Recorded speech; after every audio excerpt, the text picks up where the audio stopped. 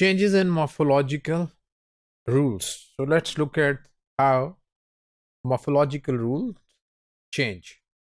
Erosion of inflectional morphology has taken place in most Germanic and Romance languages. We have discussed these changes. This means that some inflectional rules have disappeared from the grammar of those languages, as we have seen in the case of English languages that noun cases have disappeared except one. Dutch, for instance, has lost its morphological cases. So there are very few cases of gender or number or person, etc. The case system has only survived in a number of fixed expressions, prepositions, prepositional and origin. So we're talking about Dutch language. The prepositions in these phrases govern a particular case. Some of these frozen expressions are considered as words, either are still spelt as phrases. The case endings we are going to discuss, are in italics. For example, T gele jiker tigid. So at the same time, so this is what in which there is still the case. You can find the case italicized. So it means at the same time or simultaneously. Met dien verstande, with that understanding. So N is the case. So in dear voyage, in such manner. So it has still survived. In these cases, we find that the cases are still survived despite the fact that they have been eroded from the language. So an interesting case of change in inflectional morphology is that of adjectival inflections in Afrikaans. Afrikaans, obviously a pidgin of Dutch language. In Dutch, adjectives in attributive position. Attributive position is the position of the adjective when adjective comes before the noun. And the second position of an adjective is that it is in the predicative when it is after the linking verb. So in Dutch, adjectives and attributive positions are inflected according to the following rules. Add E, which is pronounced as a, schwa. For example, tutha, adjectival stem, unless the noun in which it occurs carries the feature indefinite. So the noun is indefinite. For example, as in English, indefinite.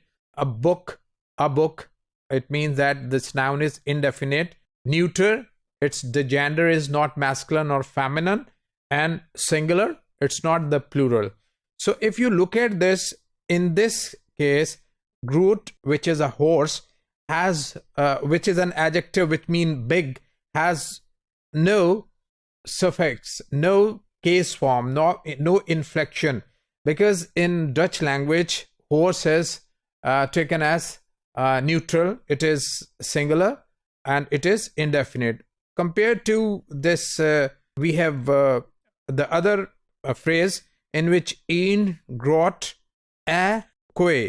So groot now is modifying noun which is masculine or feminine, in this case not neuter. So we find that now we have an inflectional case of the adjective.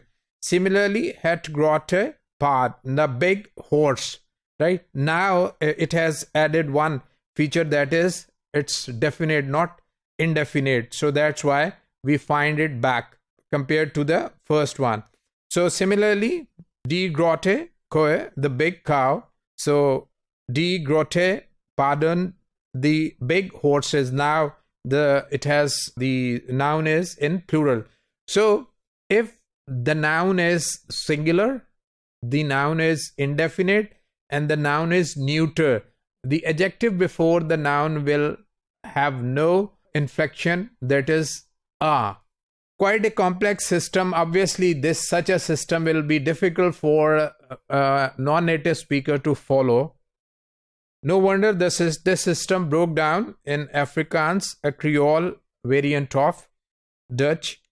In the new system, the adjectives are divided into two classes. Either they always carry the inflectional schwa in attributive position, or they never do. So as a result, there was a new system was adopted. The adjectives that take the schwa are morphologically complex adjective and simple adjective that exhibit stem allomorphy.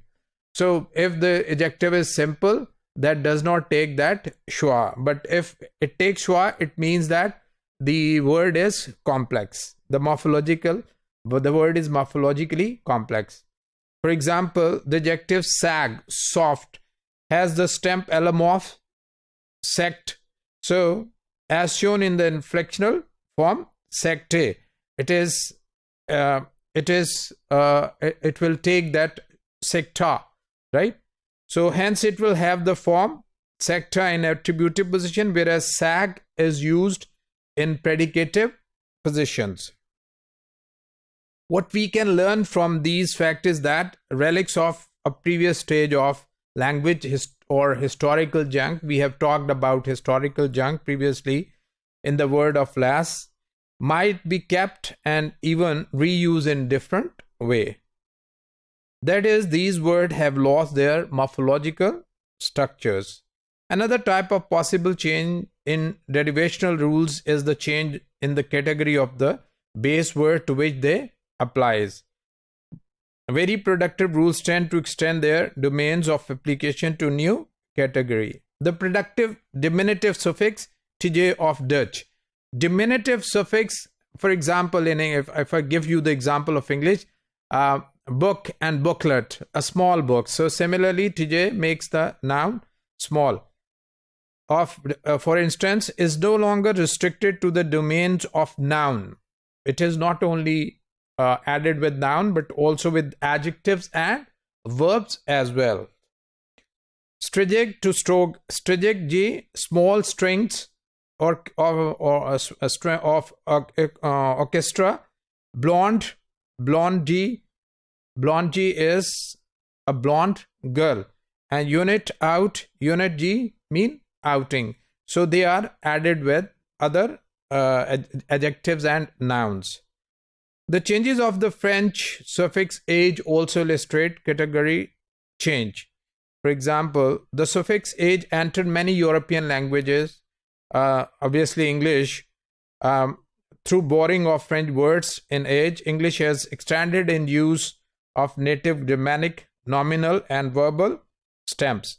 So for example, we have a base foot and add age and footage, front and frontage, mile and mileage, ship and shippage, wreck and wreckage, and yardage, etc. And with base, verb base, break and breakage, brew and brewage, cover and coverage, etc.